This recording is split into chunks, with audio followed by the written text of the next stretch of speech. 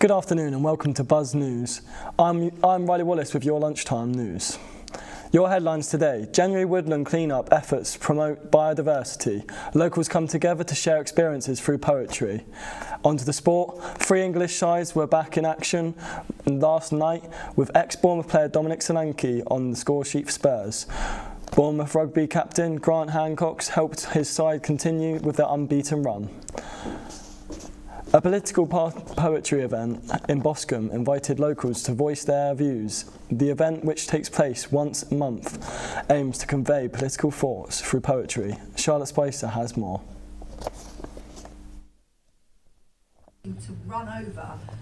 Boscombe is home to Getting Poetical, a monthly open mic night where locals get together to share powerful pieces. Held at Chaplin's and the Cellar Bar, the event invites performers to share personal views and stories through poetry. Having performed at the House of Commons, part-time poet Claire Hiller opens up on how nights like this give her space to tell her story.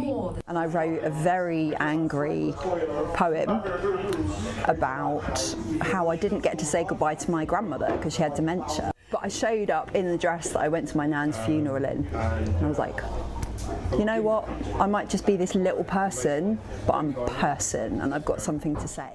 For many, Getting Poetical is their first time getting up on stage. Ruby Rush attended and performed at the event. You know, I love coming to poetry nights because you always see something new and unexpected, hear totally different types of writing, and also get to sort of, you know, try out some of your own. And I love coming to Bournemouth, so it was, you know, an easy yes. Now in its 3rd year, Getting Poetical has become a creative home for those in Bournemouth. Charlotte Spicer, Buzz News, Bournemouth. Talbot Village Trust is helping our local woodland through a tree removal service and a clean-up. Without the Trust's work, there is a risk of trees competing for lights and nutrients, which can damage the ecosystem. Our reporter Max Reynolds went along.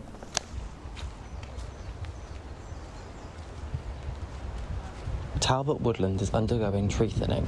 This process is essential for the environment to ensure the woodland outlives us. Talbot Village Trust is the charity behind this thinning and clean-up. Martha Searle took us on a woodland walk to explain what this can do for people and the environment. And competing stresses as well. And we just don't get enough time to just sit, reconnect with ourselves, reconnect with each other. Talbot Woodland is a 20-acre plot that, without the help from Talbot Village Trust, there is risk of the trees fighting for nutrients and sunlight, leading to a weaker growth. During the thinning period, the Trust has said that there will be temporary path closures and occasional loud noises, but they are working.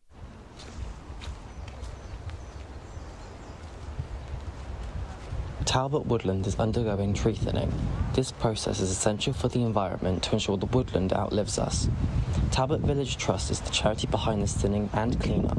Martha Searle took us on a woodland walk to explain what this can do for people and the environment. And competing stresses as well. And we just don't get enough time to just sit, reconnect with ourselves, reconnect with each other. Talbot Woodland is a 20-acre... Now let's hand over to our sports correspondent Ben Wheeler.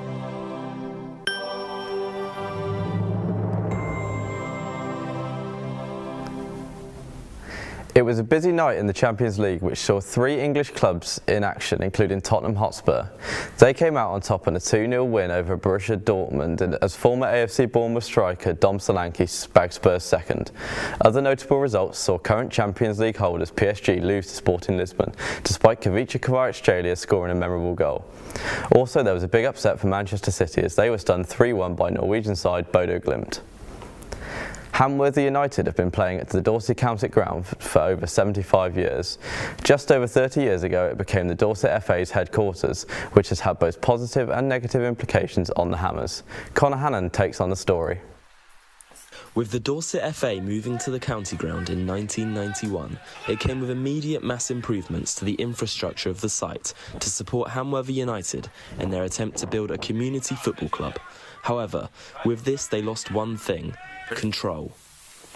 Andy James has been the chairman of the Hammers for 9 months now, but has been involved with the club for decades. He touches upon the difficulties of the ground share, but also the positive implications it has for the club.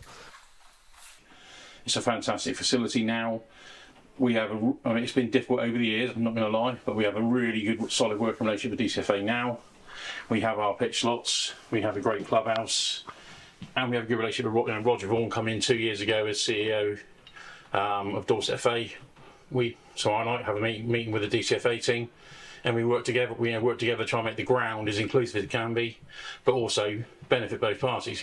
It hasn't been an easy ride for the Hammers, but they're finally in a stable position with their home as the county ground.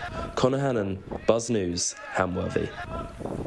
A return for Bournemouth rugby captain Grant Hancock as he helps his side retain an unbeaten record. Duarte Fialio reports. Grant Hancock's decisive penalty against St Tiffians at the weekend extended Bournemouth rugby's unbeaten run to 34 matches, with the club still yet to lose away from home since September 2024. For year on year, we have been the flagship club of Dorset rugby.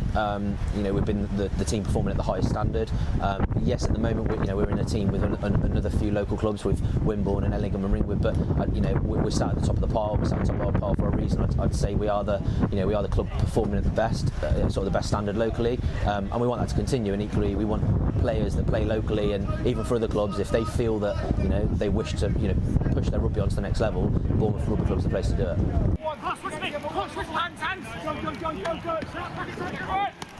Duarte Fialio, Buzz News, Bournemouth. Now for a sport that doesn't get as much coverage as others, we look to American football. Founded in 1986, the Bournemouth Bobcats are celebrating their 40-year anniversary.